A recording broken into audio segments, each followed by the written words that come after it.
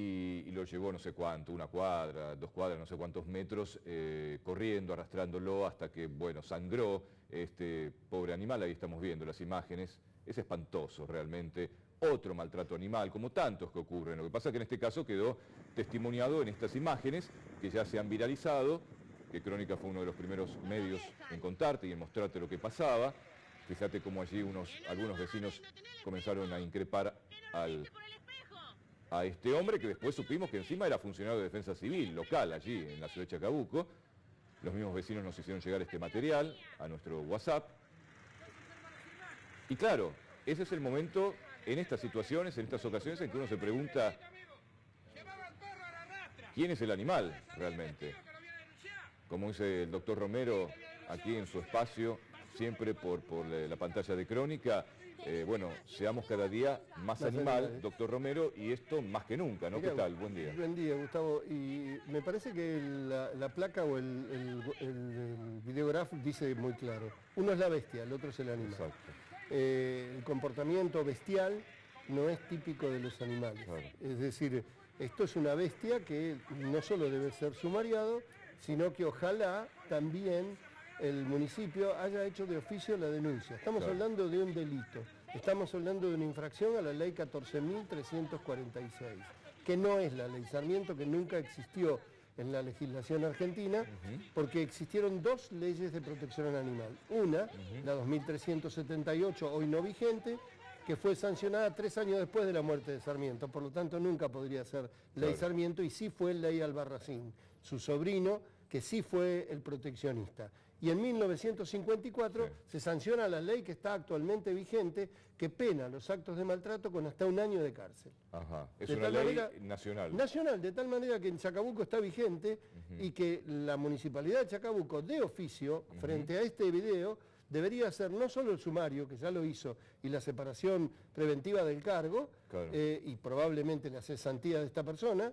Los bomberos voluntarios deberían también plantearse seriamente si esta persona debe integrar sus filas, éticamente hablando, pero legalmente esto es un delito que debe ser denunciado ante la Fiscalía o ante la Policía. Y esto vale... Esto además lo puede denunciar cualquiera en una fiscalía, se llaman cualquier persona, o de oficio el mismo fiscal puede actuar. Se llaman delitos difusos. El artículo 41 de la Reforma Constitucional de 1994 determina, por ejemplo, Gustavo, que si empetrolan los pingüinos en Puerto Madryn, son tus pingüinos y mis pingüinos, porque son de todos.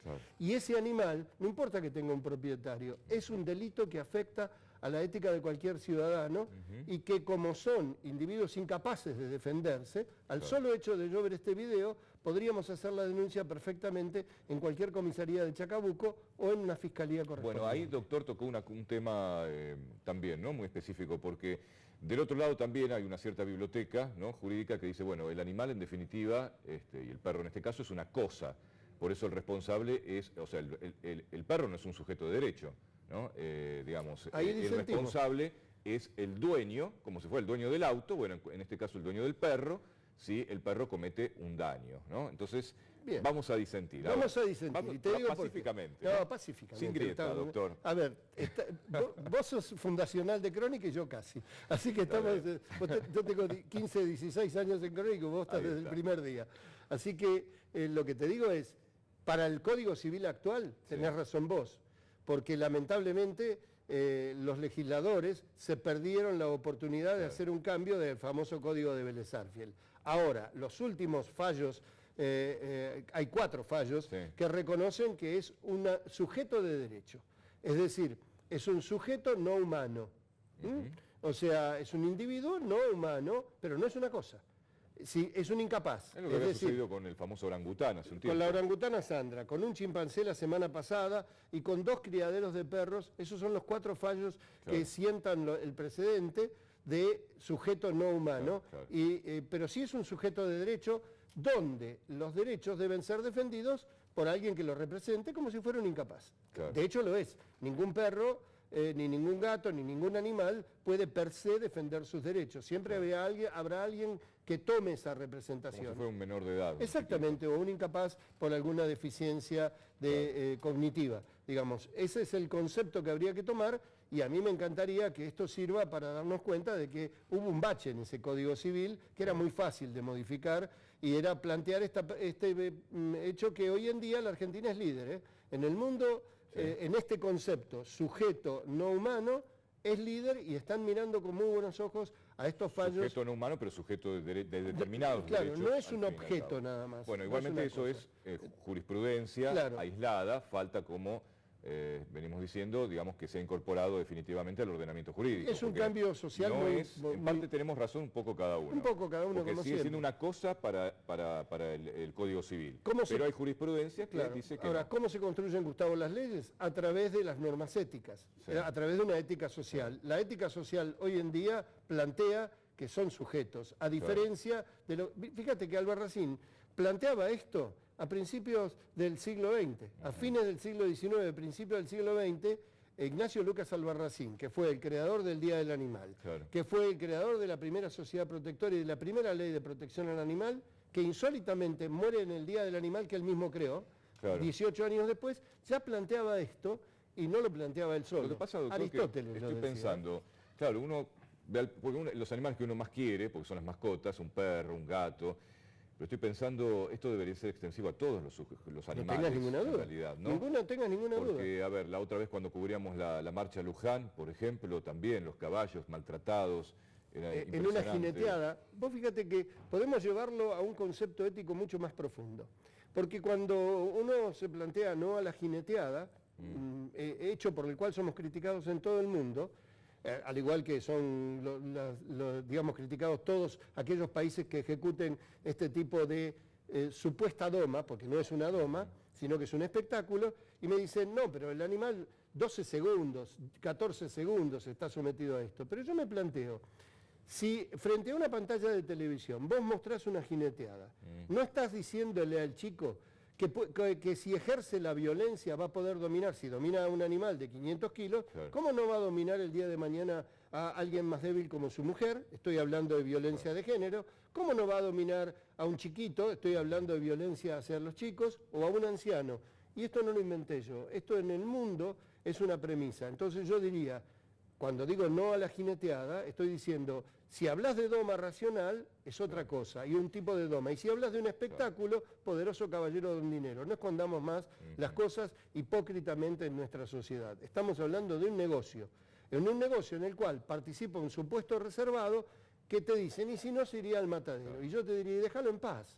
Porque en definitiva... Deberíamos ser vegetarianos todos entonces. No necesariamente, porque una cosa es la supervivencia y otra cosa es la diversión. Tal vez es cultural también. ¿Por qué tengo que cuidar un caballo o un perro y matar una vaca o un chancho? En principio estás hablando de supervivencia. Son animales y sienten igual. Pero estás hablando de supervivencia. Estás hablando de supervivencia. Y el hombre... Bueno, la vaca es sagrada en la India, acá por eso digo que es cultural. Pero se comen un cerdo o se comen digamos, la proteína animal... ha sido cultural y biológicamente integrante de nuestra dieta. Yo no digo no al vegetarianismo, me parece fenómeno. Ahora, es toda una complejidad que hay que asumir, porque en definitiva el hombre es cazador-recolector. Por supuesto que no es carnívoro, ni siquiera el perro es carnívoro estricto, el perro es un carnívoro facultativo, el gato es un carnívoro estricto, nosotros somos un omnívoro. En eso omnívoro aparece el argentino que es un carnívoro directamente, que eso es otra historia.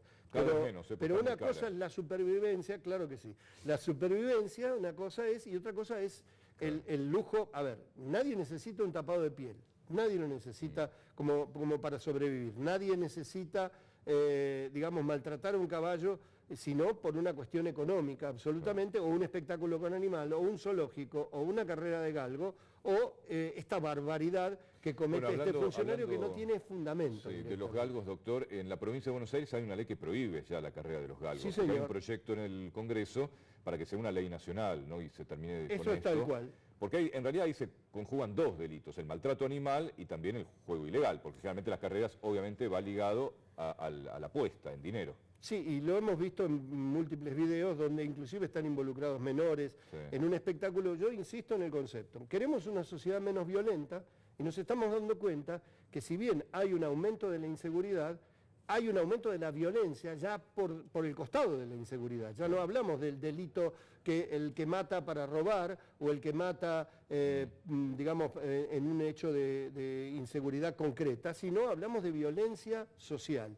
Y si queremos combatir esa violencia social, me parece que éticamente deberíamos estar del lado de no al maltrato animal porque sí, o porque es un lujo, un supuesto deporte en el cual participa solo el perro, y además estamos hablando de doping incontrolable. Estoy hablándote de tráfico ilegal, tráfico siempre es ilegal, de cocaína, estamos hablando de metanfetaminas, estamos hablando de productos a base de estricnina, de anabólicos, estamos hablando de que cuando el galgo, mirá qué casualidad, yo tengo la posibilidad de estar cerca del medio rural y me traje hoy a la mañana un galgo fracturado.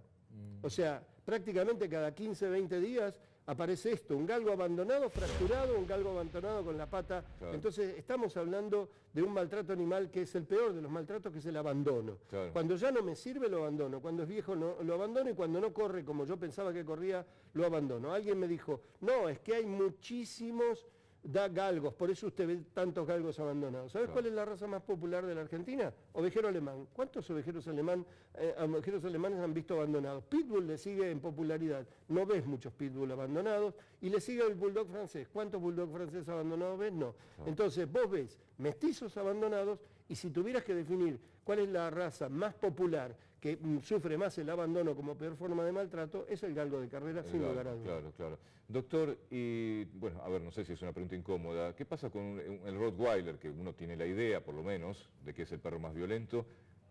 Ha habido muchos casos en que han atacado a chiquitos y muchas veces los sacrifican. Te voy a contestar. ¿Hay que sacrificar un Rottweiler que mata a un chiquito? De la misma manera que habría que sacrificar un pelirrojo que mata a una persona. A ver si soy claro.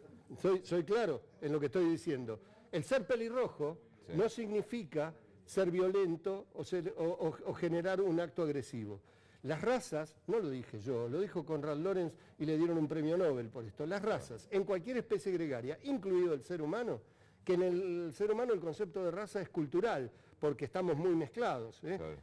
Un senegalés dice, es de raza negra. Sí, es de biotipo negro, pero está mezclado con tribus y demás. Pelirrojos, mire que... Bueno, te dije pelirrojos por decir. Están muy susceptibles con por eso. Te decir, no, yo tengo mala suerte. Mira, Dolina dice que los pelirrojos viven en las alcantarillas, por eso hay pocos. Al igual que hay poquitas bolitas de las que jugábamos cuando eran chicos, ¿sabes por qué? ¿Por qué? Porque están en los aerosoles, que cuando éramos chicos no había. Entonces, de la misma manera, cuando uno aduce en esta comparación, a lo mejor poco simpática, yo adoro los pelirrojos y tengo amigos pelirrojos, es broma, pero es en broma, pero de la misma manera que usamos este ejemplo, no podríamos decir que la marca del auto determina la infracción de tránsito. Ajá. Es decir, los camiones no estacionan mal por ser de determinada marca, sino porque estaciona mal el dueño. El que maneja mal a un individuo, en este caso, que es responsabilidad del ser humano, es el hombre. Decía Ortega y Gasset. Entonces volvemos al principio de lo que yo decía. Digamos, la persona es la responsable en definitiva no de la cosa que es el perro. Eso, así como yo soy responsable de cómo manejo el auto. Si vos sacrificás al Rottweiler por Rottweiler agresivo, estás matando al cartero porque te trajo una mala noticia o te trajo el resumen de la tarjeta de crédito que no supiste administrar y que entonces, como no la podés pagar, matás al cartero, en vez de ir a solucionar el problema financiero. Este es el mismo ejemplo. Claro. La marca del auto no determina la infracción de tránsito, sino el individuo que lo maneja. Pues si vos, ¿sabes cuáles son mis mejores pacientes? Pitbull y Rottweiler. Hablo de mis mejores pacientes, los más disciplinados en la sala de espera, los que los pones arriba de la camilla y los manejás, pero tienen dueños responsables, claro. Dueños que han sabido socializar adecuadamente el animal hasta las primeras 8 o 12 semanas de vida. Esto es lo que nos está faltando. Nos está faltando educación formal de estos temas, y además hay un eufemismo y una falacia importante, que es atribuirle exclusivamente o atribuir a la raza. Entonces en las ordenanzas se habla de los perros potencialmente peligrosos. Por ejemplo, ¿quién puede pensar que un San Bernardo es un perro potencialmente peligroso? Y lo es. ¿Por qué? Porque pesa 80 kilos y tiene potencia de mordida. ¿Por qué un labrador o un golden retriever no son potencialmente peligrosos, o un boyero de Berna o un mestizo de 40 kilos? Entonces deberíamos decir que es perro potencialmente peligroso todo aquel que supere determinado peso y tenga determinada potencia de mordida. Y como es potencialmente peligroso por la potencialidad mecánica que tiene, claro, deberíamos manejar una adecuada socialización tomando el examen al perro, no al dueño. Porque claro, este es otro error. Cuando se dice, tiene que hacer el dueño un curso, la respuesta concreta es, no, el perro tiene que demostrar que está adecuadamente socializado por la acción que el dueño ejecutó sobre él. Claro, Mirá, claro. Ortega y Gasset Todo decía... es cuestión de educación, doctor. al No final, tengas duda. Porque Ortega... esto que estuvimos viendo, esta bestia que hace eso con ese perro, a ver, es una persona Esto es que primero no debe respetar ni siquiera la vida humana, porque Pero para es lo que hacer te eso decía con un hoy, perro... esto es el emergente de la violencia hacia los débiles. En Bélgica, en Holanda, en Sudáfrica y en el FBI se está trabajando claramente sobre el emergente violencia animal. Claro. Violencia sobre los animales es un emergente de la violencia familiar y social. Decía que Ortega y Gasset, que no son dos como alguna filósofa argentina modelo ha querido decir, decía, el hombre es el hombre y su circunstancia. Claro. Y yo que soy muy respetuoso, parafraseado a Ortega y Gasset, digo, el perro es el perro y su circunstancia. Y casualidad, Claro. la circunstancia del perro es el hombre. Claro. Cuando entendamos esto, vamos a ser felices con nuestro compañero de los últimos 18.000 años.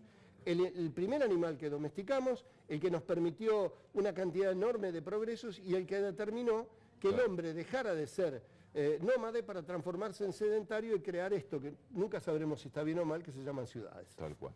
Doctor, un gustazo siempre hablar con usted. Gracias, sí. Difícil ganarle, además. No, en le este empatamos terreno, siempre, ¿eh? empatamos en este terreno difícil. Muchas gracias. Gracias, y Gustavo. el domingo acá, ¿no? En El La sábado Plata. y el domingo, Sábado y domingo. a las 11 de la mañana y a las 16 horas en Pórtese Bien Sea Animal, en nuestro año número 16 en Crónica Televisión. Muy bien. Bueno, gracias, doctor Gracias Romero. a ustedes. Seguimos.